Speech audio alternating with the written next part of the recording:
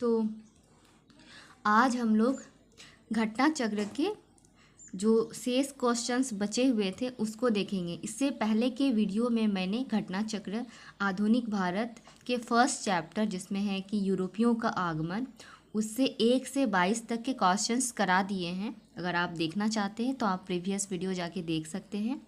और अभी मैं 22 के बाद जो क्वेश्चंस है वो करवाऊँगी। तो जितना है आप मेरे साथ बने रहिएगा अंत तक, और अगर आपको अच्छा लगेगा तो लाइक शेयर एंड सब्सक्राइब कर दीजिएगा। तो चलिए हम लोग चलते हैं घटना चक्र के सीरीज में, और हम लोग 22 क्वेश्चंस को ही फिर से देखते हैं। तो सबसे पहला क्वेश्चन है 22 नंबर में, किस मुगल सम्राट के काल में ईस्ट इंडिया कंपनी ने भारत में सबसे पहले कारखाना स्थापित किया? तो कौन से मुगल सम्राट थे जब ईस्ट इंडिया कंपनी ने सबसे पहले कारखाना स्थापित किया था? तो उस समय थे जहांगीर। 1613 में स्थापित किया गया था अस्थाई रूप से। ये है सूरत वाला एरिया, ठीक है। और सूरत वाले एरिया में 1613 में जहांगीर के टाइम में कारखाना स्थापित किया गया था, और यह पहला अस्थाई कारखाना था। ईस्ट इंडिया कंपनी, जब भी मैं बोलूं कि ईस्ट इंडिया कंपनी के बारे में बात करूं तो ईस्ट इंडिया कंपनी के बारे में आप समझ जाए कि मैं ब्रिटिश इंडिया, इंग्लैंड के बारे में बात कर रही हूं, जिन्होंने भारत में बहुत दिनों तक राज किया, उनके बारे में बात कर रही हूँ, ठीक है।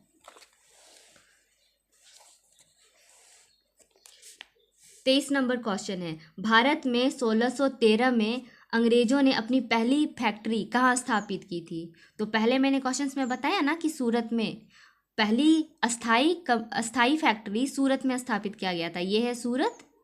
और ईस्ट इंडिया कंपनी ने अपनी पहली अस्थाई फैक्ट्री कहाँ स्थापित की थी? यहीं से व्यापार वगैरह करते थे। फैक्ट्री का मतलब गोदाम टाइप का होता है, जहाँ पे सारा सामान सब उस समय ला के रखा जाता था और वहाँ से व्यापार किया जाता था।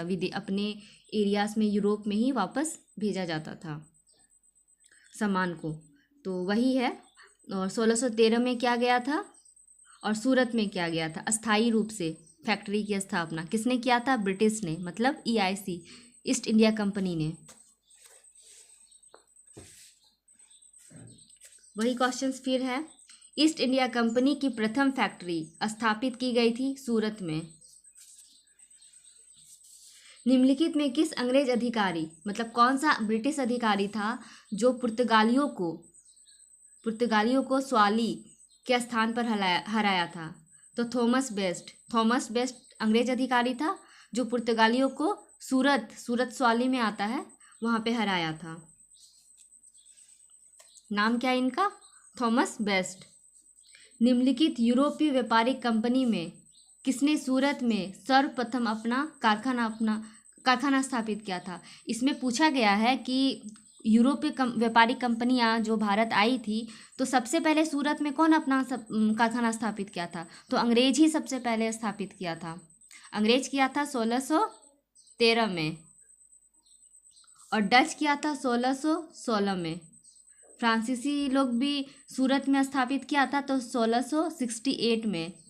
ये सूरत के बारे में बता रहे हैं। सूरत में डच लोगों ने भी स्थापित किया था, लेकिन 1616 में स्थापित किया था। और फ्रांसीसियों ने कब किया था? 1668 में। और अंग्रेजों ने कब किया था? 1613 में। तो सबसे पहले किसने किया? अंग्रेजों ने।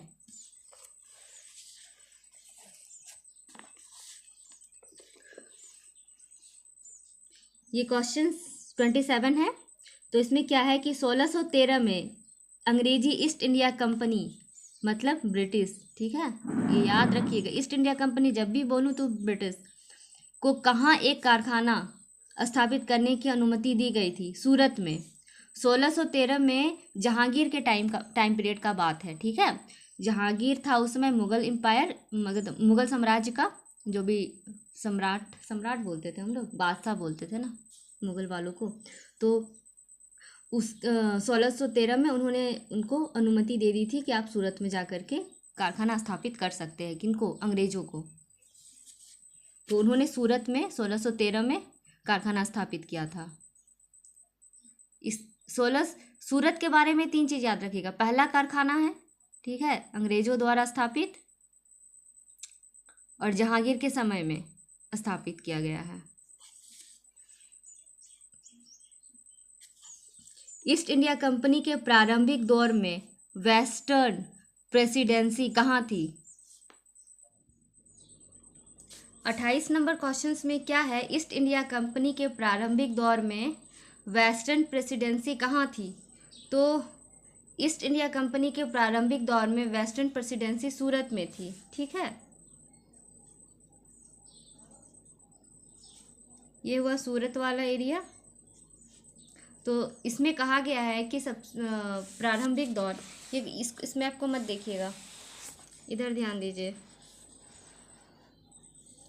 ईस्ट इंडिया कंपनी के आरंभ में सूरत को प्रेसिडेंसी बनाया, बाद में यह बॉम्बे स्थानांतरित कर दिया गया। मतलब पहले सूरत बनाया गया, पहले सूरत में बनाया गया, बाद में इधर बॉम्बे है, बॉम्बे में स्थानांतरित कर दिया गया। तो ईस्ट इंडिया कंपनी के समय, EIC के समय 3 प्रेसिडेंसी थे, एक बॉम्बे प्रेसिडेंसी, मद्रास प्रेसिडेंसी और बंगाल प्रेसिडेंसी। बंगाल प्रेसिडेंसी तो पहले सूरत प्रेसिडेंसी था, बाद में इसी को स्थानांतरित करके बॉम्बे प्रेसिडेंसी कर दिया गया।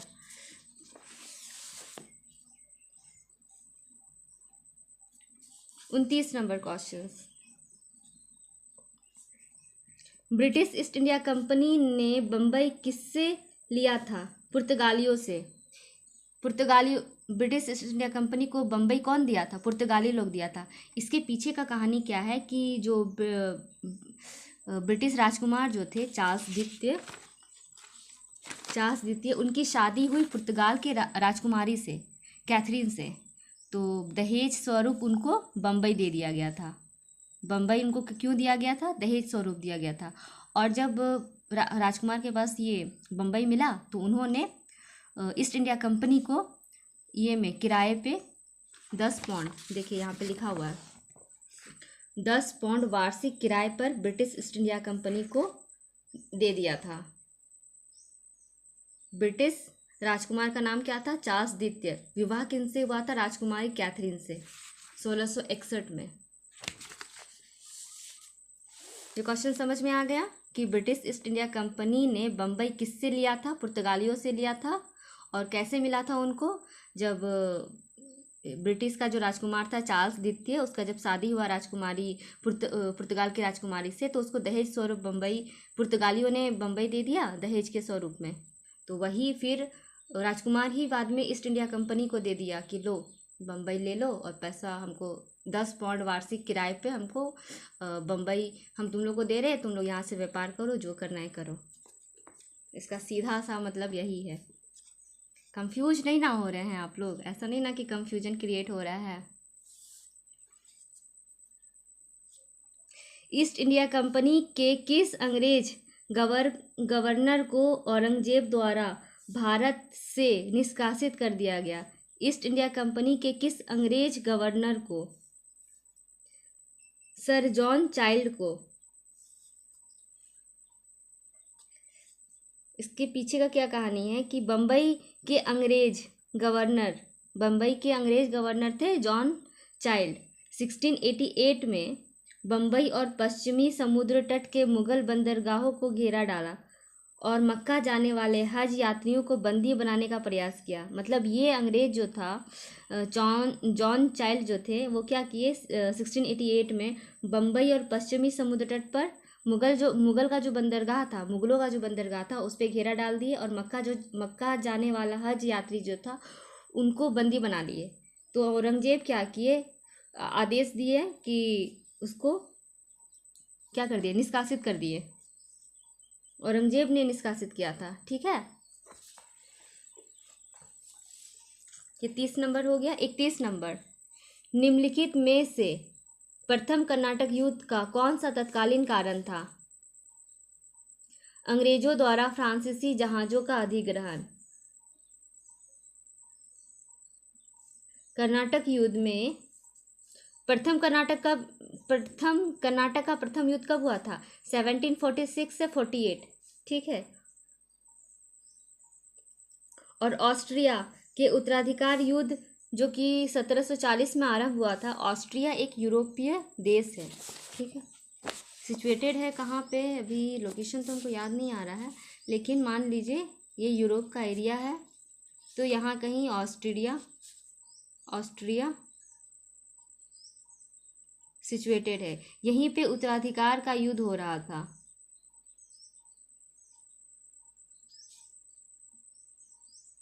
युद्ध हो रहा था 1740 में, मतलब यूरोप में। तो उसका प्रभाव भारत में भी पड़ रहा था, उसका प्रभाव भारत में भी पड़ रहा था।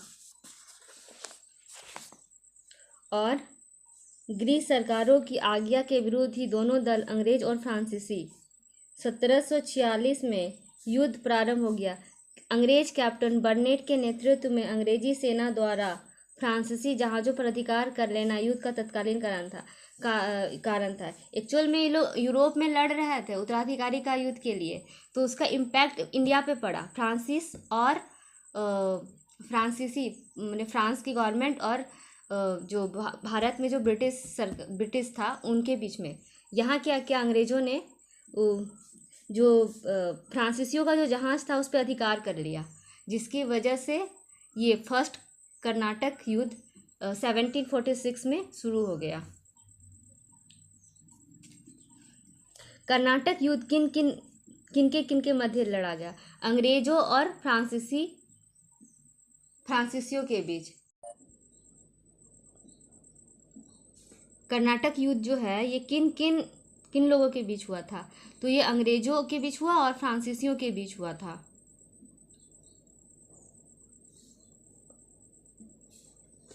इस सब ऐसा लग रहा है ना कि कर्नाटक युद्ध हुआ और अंग्रेज और फ्रांसीसियों के बीच क्यों हुआ। एक्चुअल में क्या है ना कि यूरोप जो है, मान लो ये यूरोप है, ये हुआ पुर्तगाल, यहाँ पे हुआ स्पेन, ठीक है। स्पेन के बाद फ्रांस है शायद, हाँ यहाँ फ्रांस है, इधर ब्रिटेन है कहीं, इधर मान लीजिए ब्रिटेन है, यूके वगैरह इधर है। ये हुआ स्पेन, ये हुआ पुर्तगाल, इतना ही लिखते हैं, और ये हुआ फ्रांस। तो इन लोग का जो उत्तराधिकारी का युद्ध है, इन लोग का यहीं पे चल रहा था, लेकिन उसका प्रभाव जो है ना, क्योंकि ये भी फ्रांसीसी कंपनी भी भारत आई हुई थी, ये भारत है, यहाँ आई हुई थी, ये भी यहाँ पे 1668, मतलब फ्रांसीसी कंपनी भी तो भारत में आके अपना व्यापार सिद्ध करना चाहती थी, और यूके मतलब ब्रिटिश कंपनी भी भारत आई हुई थी, वो भी अपना व्यापार सिद्ध करना चाहती थी। तो दोनों अपना अपना, मतलब यहाँ के जो देसी रियासत के राजा लोग थे वो लोग तो आपस में लड़ते रहते थे। तो क्या करता था ये लोग, फ्रांसीसी किसी अपोजिट शासक को, कर्नाटक में ही कोई दो राजा थे, मान लीजिए राजा ए और राजा बी, तो मान लीजिए कि फ्रांसीसी इसको साथ दे रहे हैं तो अंग्रेज इसको साथ दे रहे हैं, ठीक है। ये दोनों आपस में, यहाँ का देसी राजा हुआ, अभी नाम हमको याद नहीं आ रहा, तो फ्रांसीसी इनको साथ दे रहे हैं और अंग्रेज इसको साथ दे रहे हैं और आपस में लड़ रहे हैं, तो यही है कर्नाटक युद्ध।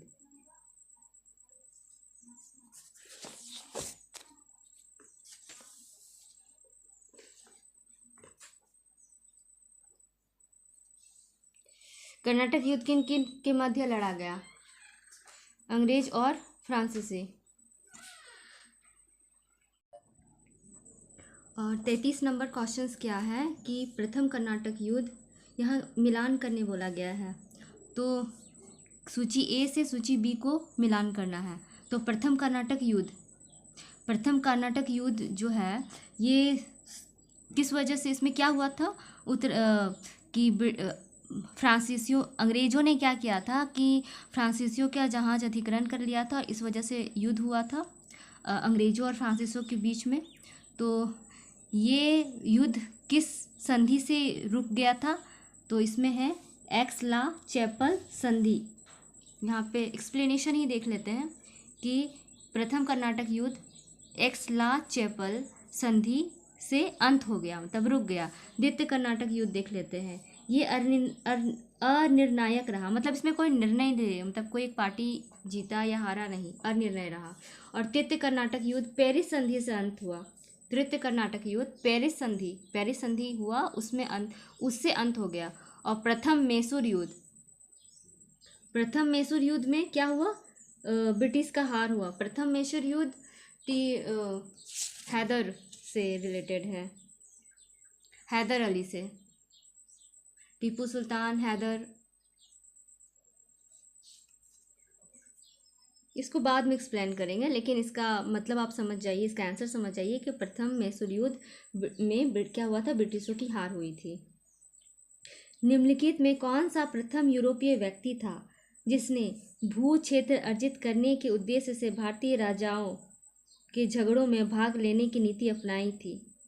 तो ये प्रथम यूरोपीय, यहाँ पे बोल रहा है प्रथम यूरोपीय, ठीक है, यूरोपियन। जब प्रथम यूरोपियन बोलेगा तो डुप्ले होगा। इसका काम क्या था कि भारतीय जो राजा आपस में लड़ते रहते थे ना, उनके राजाओं के युद्ध में, मतलब जो आपस में लड़ते झगड़ते थे, उसमें एंट्री करना और किसी एक पार्टी को अपना, क्या बोलते हैं उसको, ये देना, अपना समर्थन देना। तो ये स्टार्ट किया था डुप्ले। और डुप्ले शायद ये डुप्ले किससे है? फ्रांसीसियों से रिलेटेड है, याद नहीं आ रहा है मुझे। डुप्ले पहली बार वे हथकंडे प्रयोग किए थे जो भारत को जीतने के लिए अंग्रेजों के मार्गदर्शक बने। ये डुप्ले ही था जिसने पहली बार यूरोपीय सेना को भारतीय राज दरबारों में भारतीय व्यय पर नियुक्त करवाया, जिससे पहली बार यूरोपीय हितों के लिए भारतीय राजनीति में हस्तक्षेप किया गया। और इसका सबसे ज़्यादा इस्तेमाल किसने किया था? Lord Wellesley. मतलब क्या करता था ये लोग 2 राजा है, उसके बीच में युद्ध हो रहा है, तो क्या बोलता था? 2 राजा, मान लीजिए राजा ए है, राजा बी है, ये देसी राजा है हम लोगों का, ठीक है, भारतीय राजा। अब वो ए को समर्थन दे दिया और यहाँ पे सेना नियुक्त कर दिया कि हम सेना दे रहे हैं, इसका वहन वो राजा ही करेगा। तो ये सबसे पहले स्टार्ट किया था डुप्ले ने, लेकिन इसको व्यापक तौर पे फैलाया था वेलेजली ने,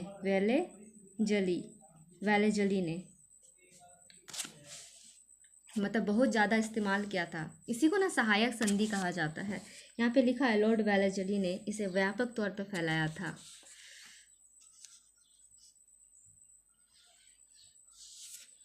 पैंतीस में क्या है? भारत में फ्रांसीसियों ने अपना सबसे पहला कारखाना निम्न स्थानों में कहाँ स्थापित किया था? तो ये लोग भी सूरत में ही स्थापित किया था, लेकिन 1668 में स्थापित किया था। 1664 में ही फ्रांसीसी भारत आए थे। 1664 में, यहाँ लिखा हुआ है 1664 में फ्रेंच ईस्ट इंडिया कंपनी की स्थापना हुई। मतलब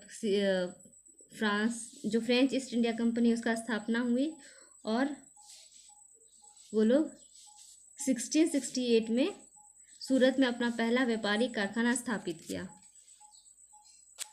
फ्रांसीसी ईस्ट इंडिया कंपनी संस्थापित हुई थी लुई 14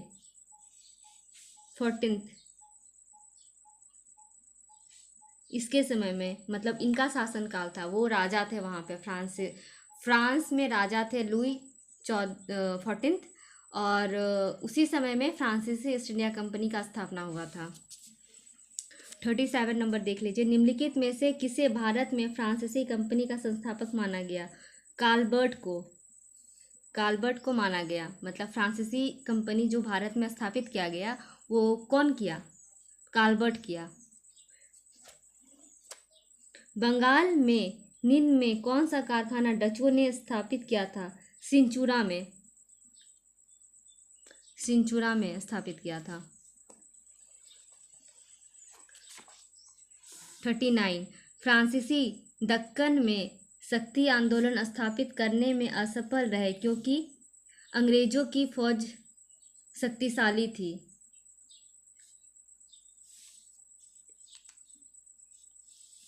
अंग्रेजों की फौज ज़्यादा शक्तिशाली थी, इसलिए फ्रांसीसी जो फ्रांस के जो थे फ्रांस के जो थे, मतलब फ्रांसीसी कंपनी जो थी वो दक्कन मतलब दक्षिण भारत क्षेत्र में या दक्षिण क्षेत्र में अपना शक्ति स्थापित नहीं कर पाया, क्योंकि अंग्रेज का जो फौज था ना वो ज़्यादा शक्तिशाली था।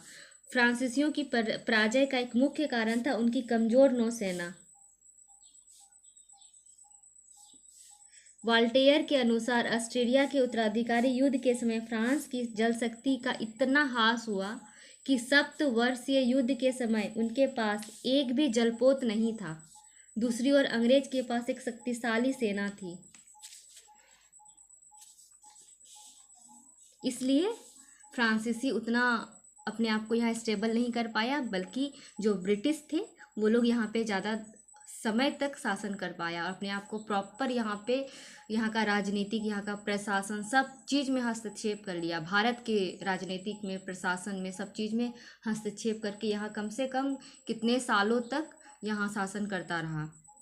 तो बहुत सारी कंपनियाँ आई थी ना यूरोप से, लेकिन कोई तो स्टेबल रह नहीं सकी इतने लंबे सालों तक। पुर्तगाली आई थी, इसके बाद डच आई थी, अंग्रेज आए थे, अंग्रेज के बाद फिर फ्रांसीसी भी आई थी, लेकिन यहाँ पे स्टेबल जो प्रशासन, यहाँ के राजनीतिक सब चीज़ में हस्तक्षेप कौन किया? अंग्रेज किया। वो लोग यहाँ पूरा प्रशासन भी अपने हाथ में ले लिया, राजनीतिक हस्तक्षेप तो किया ही किया। तो वो अपना फौज को, जो उनका जो सैनिक सिस्टम था, जो उनका जो तरीका था शासन करने का, वो उसको इतना ज़्यादा स्ट्रांग कर लिया, इतना पावरफुल कर लिया कि फिर कोई और यूरोपीय कंपनी यहाँ पे स्टेबल नहीं हो सकी। निम्न यूरोपीय शक्तियों में भारतीय व्यापार में समय समय पर प्रवेश किया। तो इसका क्रम से सजाना है। सबसे पहले कौन आया? पुर्तगाली आया फर्स्ट नंबर में। सेकंड में डच आया, हम बताए थे ना, PDA, पुर्तगाली, डच, A फॉर अंग्रेज, और इसके बाद फ्रांसीसी। यहाँ डेनिस होगा, डेनिस, इसके बाद फ्रांस आया है, तो यहाँ जो डेनिस ही ना दिया हुआ है, इसलिए हम इसको कर दिए फ्रांसीसी। आज 40 तक ही रहने दीजिए, इसके बाद कल या फिर दूसरा सीरीज हम ये बाद में अपलोड कर देंगे, कभी भी रात में या किसी भी टाइम में। तो आज के लिए इतना ही। आपको अगर मेरा आप इसको देख लीजिएगा एक बार, और अगर आपके पास घटना चक्र है तो आप भी उसको अपने से रिवीजन कीजिएगा, क्योंकि घटना चक्र प्रीवियस ईयर का क्वेश्चन से हम लोगों का बहुत क्वेश्चंस टेली करता है सारे एग्जाम्स में। ऐसा नहीं है कि ये सिर्फ JPSC के लिए है, ये एक्साइज में भी आ सकता है, एक्साइज के लिए भी इम्पॉर्टेंट है, और जो भी झारखंड में मतलब एग्ज़ाम होंगे उस सब के लिए इम्पॉर्टेंट है। तो इसका एक सीरीज को आप पढ़ लीजिए। धन्यवाद।